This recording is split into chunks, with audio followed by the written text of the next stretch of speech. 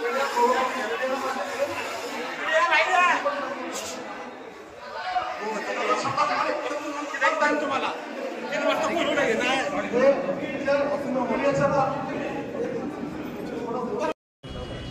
बैठकीमध्ये कुठला गोंधळ वगैरे झालेला नाही।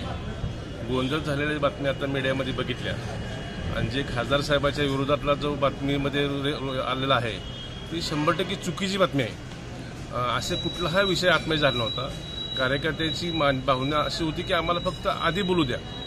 त्यामध्ये हे कुणीतरी आतनं चुकीची बातमी टाईप करून बाहेर पाठवली तर ती माझी विनंती आहे सगळ्या मीडियाला आणि सगळ्या चॅनलला की ती आपण दुरुस्त करून घ्यावी। आपण भीमा कारखान्याला काँग्रेसच्या प्रणिती शिंदेंना तो विषय नव्हताच आता बैठकीमध्ये, चर्चेचा पण विषय नव्हता।